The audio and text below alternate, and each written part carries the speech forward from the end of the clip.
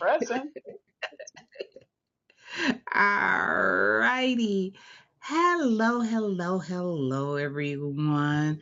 I hope this message finds you alive, alert, awake, and enthusiastic about life and living. I am Elizabeth Green, the founder of the Indigo Institute of Nevada.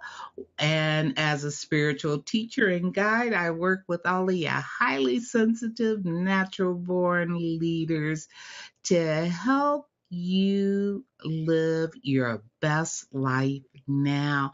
And today is my first day of broadcasting using Blue Jean Network. And I have here with me today my co host, Karen Fern. Well, she is not my co host, although we co hosted for a year together on Blab.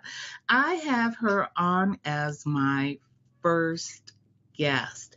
Um, the purpose of this show is to help you live your best life now.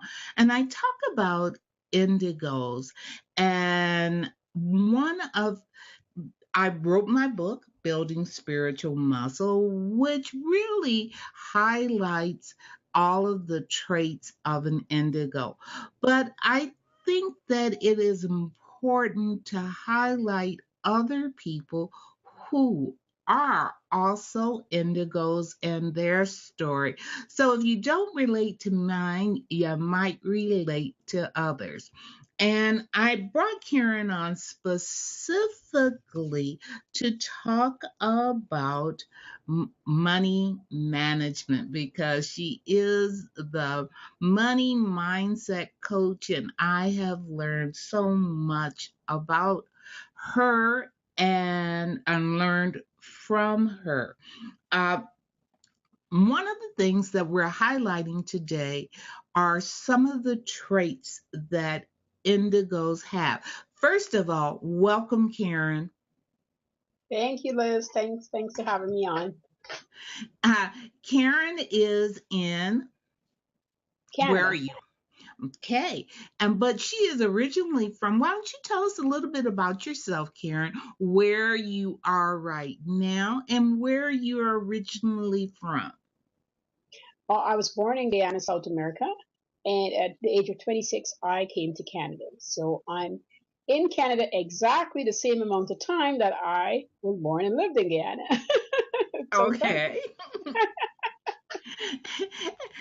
And one of the things that I highlight in the book about indigos, that indigos tend to have a very hard childhood. I don't know what it is about us that we chose the families that we chose, but it seems like, you feel like you were cursed at first, but later on in life, you realize it's a blessing. Can you tell us a little bit about your childhood, Karen?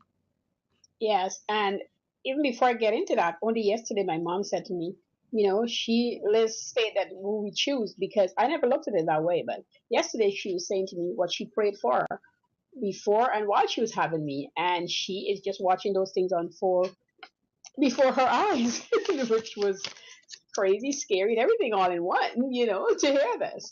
But yeah, going back to me, I started off this journey at the age of 9, and it all started because I lost my bus tickets, and I was told I could either take the bus or eat, and I choose to eat, of course. And so I walked, not realizing that it was a 2-hour journey to go and return. So Before you start on that journey of telling us how you started being blessed, what was your childhood like? Were you raised by both parents? Did you live in a traditional household? What was your childhood like? no, I mean, when I was very little, my mom did remarry, and so I had a stepdad for just a couple of years. But after then, I just had my mom. She was a single parent. She became a single parent, and my grandmother visited. So I really grew up most of, from a young age with my grandmother. my Okay. sister. Did you have any experiences with your grandmother that made you think, huh, why me? Why did they curse me? Yes, because I didn't know we were poor. I thought we were okay. And then when I went to live with her, I realized how poor we were, and yeah, I was mad about it. No question. Okay. Oh, what highlighted to you that you were poor?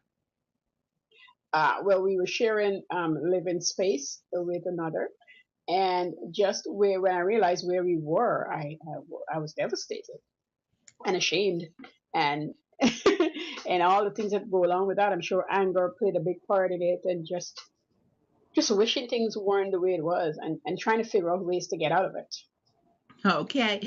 And so, and I thank you very much for sharing that. I ask you that because I think a lot of times we tend to be ashamed of our background, and so many indigos get hung up in being ashamed or being um hiding or feeling guilty when it is part of your mission. Because if you hadn't had the parents, I realized, as I shared in the book, if I didn't have the parents I had, uh, I wouldn't be the person I am. Now, I didn't like it when I was coming up, but it helped to instill myself within myself a sense of independence because I had to rely on myself.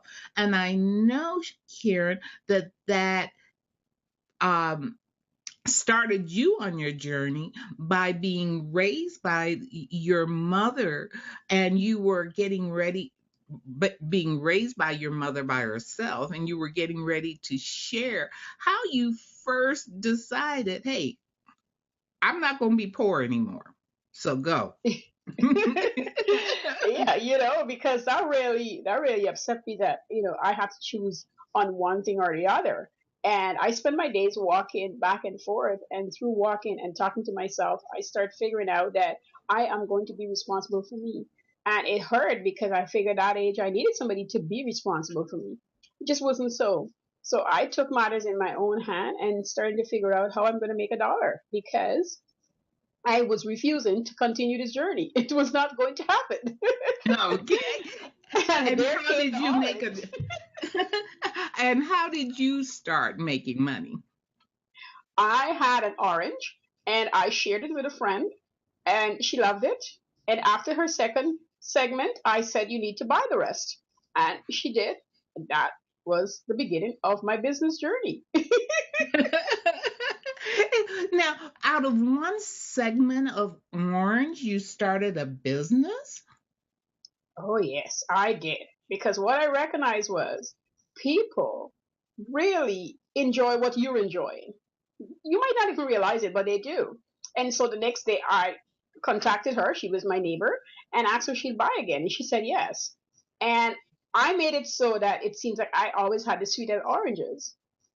And so that was a business static. At the time, I didn't realize what it was, but people would come to me because I had the sweetest oranges. And I'll go to the market, I'll buy my orange. I got my potion from my grandma, and I would sell half of it and use half. And then once I build up enough money, I start buying my own oranges, and then I add new fruit to the melly. Okay. So, starting with a very simple idea out of need, I'm not going to any longer be poor. You started selling one segment. And for those of you who aren't familiar with it, when you open up an orange, you peel it, it comes in segments. That's what Karen was selling and making money doing it. Yes, yes, because it's 12 segments in an orange. That's what I figure out after. And you get 60 cents for every orange. And just imagine if you buy a parcel of orange, which had about three or four, depending on the size, it's just 25 cents. So immediately my profit was great. It was 35 cents profit. So I couldn't go wrong. But mind you. And so that was her first first venture into starting a business. And many of you, as you think about it, the reason that you thought was a curse was really a blessing because it taught you things. Now, one of the things that I have found out about indigos is that you can easily manifest that you desire. So it's really critical that you think on what you want.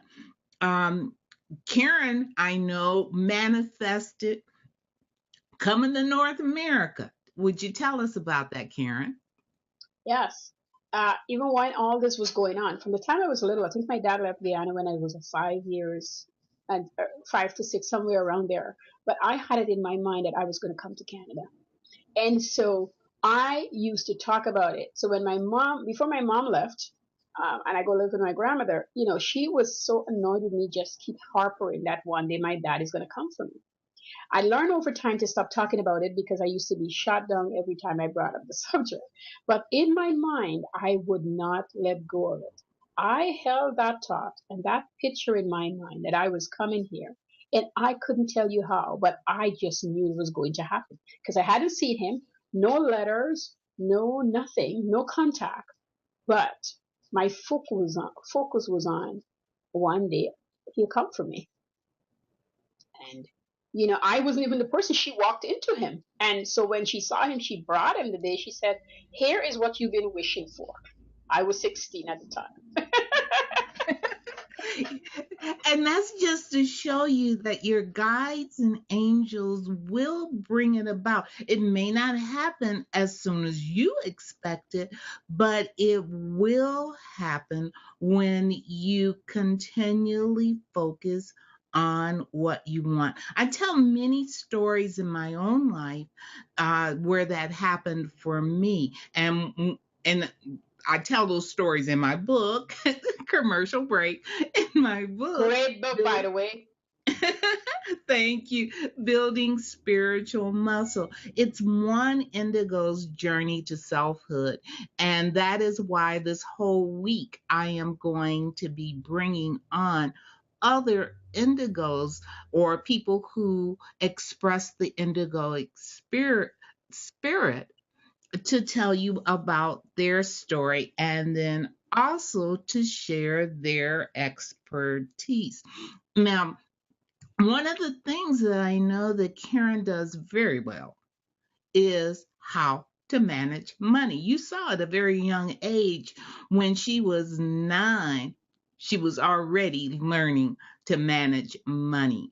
But Caren, can you give us or share with the listeners, my listeners, a tip about how to manage money? Because I feel that it's really, really important. As indigos, there are certain skills that we haven't really picked up. I know I hadn't. Of, of how to manage your money. So, Caren, can you share with us a quick tip that can of how to deal with the money that you have, because that seems to be forefront. I don't have the money. I don't have the money. Well, Caren is going to hopefully share with you how to begin to manage what you do have so you can get more. So over to you, Caren. Yes, and that's because, again, the lady I was living with was terrible at managing money, and I couldn't go down that road again. So whether you have a job or you're in business, you want to know that the money that come in, first of all, the money that you get paid is your gross salary, and the one that you receive in your hand is your net income, and that's the money that's yours, not the gross, the net. That's the first thing you need to know, and that Okay. still happens into your business. And that consider your revenue in business. And you would take that portion and divide it in half. Half for your salary and half, so we're doing the business route here, and half for your working capital and So out of the second half, you're going to put quarter in your working capital and another quarter for your cash flow. And these things are very, very important. Go ahead. Stop you for just a minute, Karen. I did you have a slide you wanted to share with us, as a visual so people can understand what you're talking about the money? I definitely can do that. Okay. Because I think the visuals always help a little bit. Hmm. Can you see this? So I know Yes. the audience Mm-hmm. can see. Okay, good. So here's the slide, and it says, simply tells you, I did a simple one as possible because this is very quick. What to do with your revenue. And as you can see, the arrows here are showing you, you get your revenue up here. And then this is your salary, which is half. Because if you're in business, and let me tell you, if you're in business and you're not making any money and you started to make money, you have to keep a little bit for yourself to pay the bills. And if you have a job and this is a side gig, you still want to give yourself, even if it's between $30 to $100 a month, because it really will showcase that you are benefiting from what you're doing. And as human beings, we want to be rewarded, and this is your little reward, right? And the other half you're going to divide into two quarters and have your working capital, which you put in your business checking account, and the cash flow, so that things that's needed right away you can get to. And I'm going to go pretty quickly here because we don't want to keep you too long. And if you once you go down here, you look and you see the quarter here that you also go and divide into two halves. And why? Because one is going to be for your operating expenses. So you have your budget, you know what you need to buy, there's the money. And the other is to reinvest because I want you to grow your business. I want you to find a new stream of income, and I want you to start maybe in some kind of major line of something. So that's where your money would go. And you will get to see the fruits of your labor. Thank you so much, Karen. If I can have you stop sharing your screen with us and come Okay? on back. Now I know that was a real quick overview of how to deal with your money. But if you want more information of how to save, how to, what you have coming in, how to put it aside, how to save it, maybe quickly share with us the piggy bank theory, Karen. Yeah, well, in my time I didn't even have a piggy bank, but just a bottle. But piggy bank is, you can buy them now, but just a bottle. You get three of them. And this is the simplest way you can raise money is to divide whatever you can. And here what the trick is to have it more than how much you're putting in. Each day you get up and you ask, what is my being? Like, who do I have to be to do this? And when you answer that question, you give some away, you save some, and you invest in you. And so there's the three piggy bank, one for saving, one for giving, and one for investing. And you'll be surprised what would happen in 90 days. So you can do this even with your kids, even if you are not, you don't have a business. You can begin to take the money that you get and divide it in three ways. And those three ways are, Savings, giving, and investing in yourself for your okay. business. Okay. And people say, well, hey, I only get $10. How am I supposed to save any of that money? What would you say to them? I would say to them, you're going to have to tell your brain that you made $9 because you need to take a dollar away and pay you first. If you got paid, Uncle Sam or which Canada Revenue Canada is going to take the tax before you get your money. So you are allowed to go in and take a dollar and make the $9 work because it will, because that's all you have. And if it's not enough, then you go and find a way to add and build your income for them. Okay. Now, if you want more information about how to manage your money, or if you want a group of supportive people that can help you, it helps to have others on the journey, whether you're starting your own business or you're just thinking about living your best life now and managing the money that you have through a job. You can contact Karen at www.carenfern.com. That's CarenFern.com.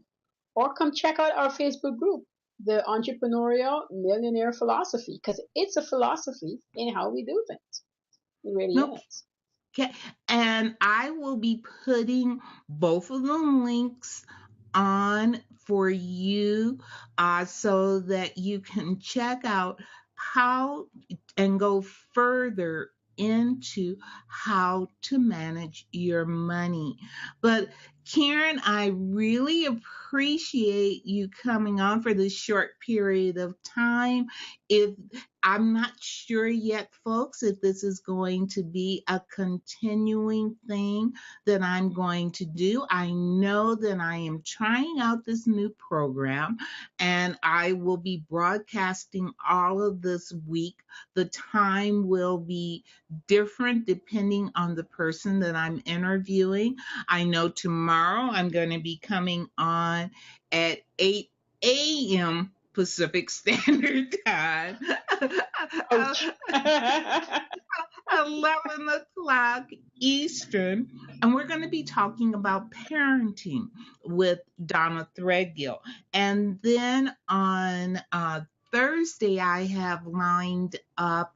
Um, we're going to be talking about health and the importance of health.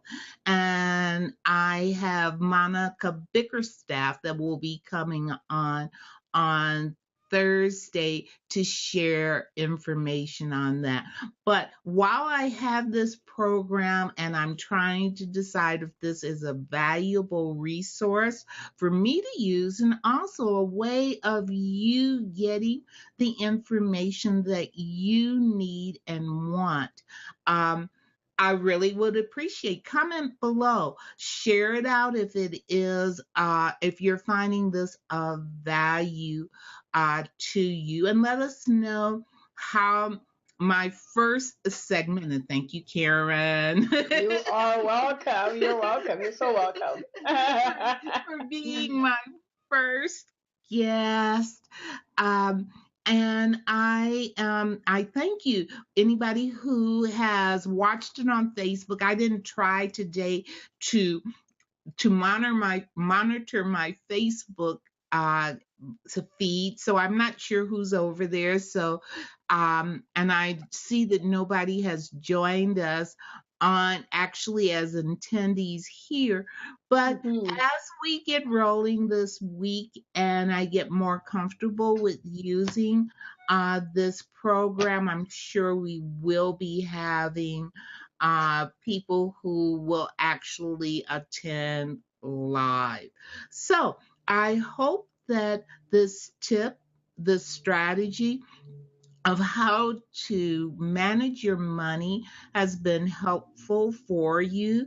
And hopefully, by hearing Karen's story, and I'm going to do one maybe tomorrow on time management, because I also realize that that is a critical thing for us as indigos. We procrastinate. Yeah, we procrastinate. Procrastinate. My sister asked me the same thing. And so, you know, I'd started, but I didn't finish. So, come next Monday, I'm getting my accountability challenge back up on Monday. We'll do it again for another week. And now that it's all fully ready to go, it's happening Monday again because it is a struggle. We might not want to own it, but it is a struggle. Yep. And I'm going to leave you with my favorite poem that I included in the book, and it's called Don't Quit. When things go wrong, as they sometimes will, when the road you're trudging seems all uphill, when the funds are low and the debts are high, and you want to smile, but you got to sigh, when care is pressing you down a bit, rest if you must, but don't you quit, for life is queer with its twists and turns, as every one of us will someday learn. And many a failure turn about that might have won if they'd stuck it out. Success is just failure turned inside out, the silver tint of the cloud of doubt. And you never, never know how close you are. You may be near when it seems so far. So stick to the fight when your heart is hit. It's when things seem worse that you must not quit. I encourage you all to keep on pushing. And if you would like a copy of that poem, again, I will include in the link where you can sign up for my mailing list so that you'll find out about all other goodies I am talking about. But also, you will get a nice poster that I made of this poem. This is a poem that I saw on a wall 15 years ago and has Mm, served me very, very well to remind me that, hey, mm. keep on keeping on. Yeah. And when you start reading it, I always laugh because I've got mine like 14 years now. It's on a plaque. A friend had given it to me. So when you read it, I always look at the plaque. I'm like, life is so. Caren, I thank you very, very much for coming on. Um, and sharing with us. I am going to sign off. Did you want to say anything else to the listeners? Thanks, Liz, for having me on. Who's going to be listening to this replay or however Liz decide to distribute this? I hope you take what we offered here and really put it to use because actions is what's going to get you to the next level. You can't just listen; you have to put it into action. And Elizabeth has a really good book out called Building Spiritual Muscles. I bought about six of them because there's people in my life who I know is going to have a really jolly good time reading it. I myself is just a little ways in, but as much as we talk and I was her co-host, there's things in there that is caught my attention and got me, wanting to finish it. Well, So, well, thank you. And just like she said, actions, we ask and ask and ask, and spirit gives us ideas, then it's up to us to do the work. That's mm-hmm. why it's building. That means action that Action. you have to put forth. And so we're just trying to inspire you to take the correct action. And I'm going to be introducing you to people who will help you take whatever action you need to create the life you want. May light, love, and plenty of laughter follow you on the path. You have a blessed one. Until next time. Bye bye.